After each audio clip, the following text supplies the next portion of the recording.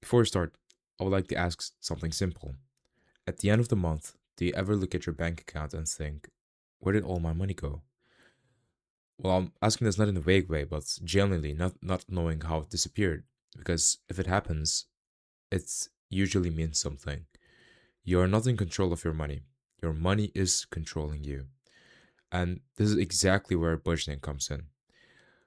Well, ladies and gentlemen, I'm Orhan Aktan, and in this video, I will be explaining how budgeting actually works and, more importantly, how to build a system so you don't have to rely on motivation every single month. Well, why does budgeting really matter? So, the core idea is budgeting is actually really simple. So, we have a limited amount of money and we need to decide how to use it. This sounds kind of obvious, but most people don't actually know how to act like this. So, here money comes and it just goes. Subscriptions, food, random spending, small things that don't even feel important in the moment. But when the month ends, suddenly all the money is gone. So the reason budgeting matter is because it forces you to stop reacting and starts deciding. Instead of asking, do I have money left? You start asking, where should my money go to? So this is completely different mindset. Budgeting gives you control, but more importantly, it connects your money to your priorities. If something matters to you, your money should reflect it. And so think about this for a second. If you looked at your last month's spending, would you understand what you actually care about? Because whether you realize or not, your spending already tells a story. So budgeting makes sure it's the story you want.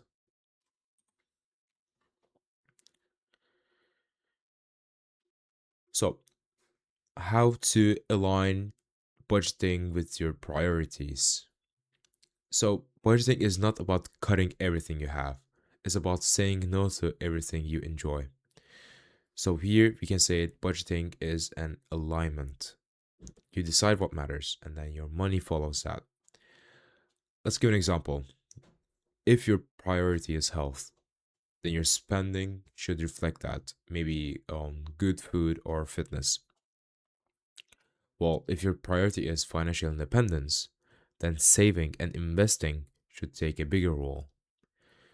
And here is the reality: you can't maximize everything at the same time. So, here, every financial decision comes with a trade off.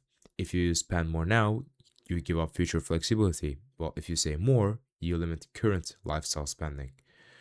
And it's not a bad thing, it's just how money actually works. The problem is not trade offs, it is making them unconsciously. Once you become aware of them, you start making better decisions automatically.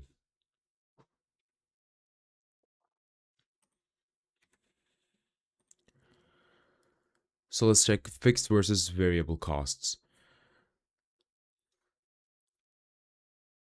All your expenses fall into two categories. You have the fixed costs and the variable costs. Fixed costs are things like rent, insurance, and subscriptions. They stay the same every month and they are hard to change. Variable costs are things like food, going out, and shopping, and they change based on your behavior. Most people focus on the wrong thing. They try to optimize small daily spending, but they cut coffee, they cut small habits, but they actually ignore the biggest cost, which is usually rent.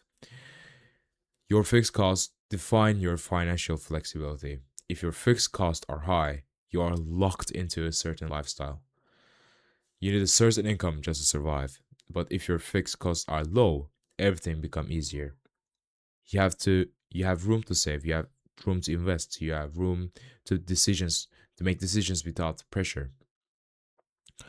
So instead of only focusing on small expenses, ask yourself a bigger question.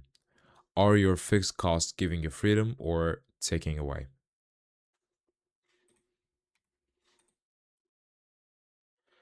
So let's understand how your money flow actually works. Every euro you earn goes somewhere. There are only four options. You either spend it, save it, invest it, or use it to pay off debt. And that's it. And the way you divide your money between these four determines your future. not your income alone. And the two people can earn the same salary and end up in completely different situations because one spends everything and the other builds a system. So if you had to guess right now what percentage of your income goes to each of these, because the answer is more important than your salary.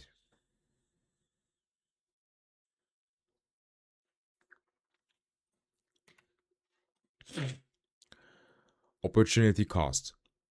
Now I want to introduce one concept that changes how you think about money completely. Opportunity cost. Every time you spend money, you're not just paying for something, you're giving up something else. Let's say you spend 100 euros. That is not just the 100 euros gone, that is 100 euros that you could have been saved, invested, or used differently. So the real cost is not just the price, it is what you didn't choose. Once you understand this, you stop thinking in terms like, can I afford this? And you start thinking, is this worth what I'm giving up? And that question alone improves your decisions. Okay, we want systems over discipline. Now, here's the important shift. Most people rely on discipline. They say things like, I will save next month, or I'll be more careful. But that, that rarely works on long term because discipline depends on mood, energy, and motivation. And these things do not change. Oh, they do change, actually. And these things do change. But systems don't. System automates your behavior. For example, as soon as your income comes in, a fixed amount goes directly into savings or investments. You don't decide, you don't think about it, it just happens. This removes mistakes. It creates consistency, and consistency is what actually builds results. So let's simplify the financial system and let's bring everything together. A financial system looks like this. Your income comes in and then it gets split into three parts. One part is for spending, one part is for saving, and one part is for investing. Each part has its own role. Spending is your life today, saving is for stability and safety, and investing is for growth.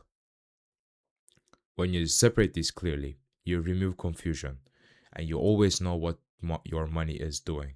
And if you automate this, you don't have to think about it every single month. So that was it. I would like to summarize financial systems as it is about control and they have to be structured. If you build a system, your finances starts working for you. If you don't, you stay reactive. So here's something simple you can do after this video. You set up a basic system, split your income, start small, but stay consistent because your control doesn't come from knowing more. It comes from doing the basics consistently. Thank you for listening.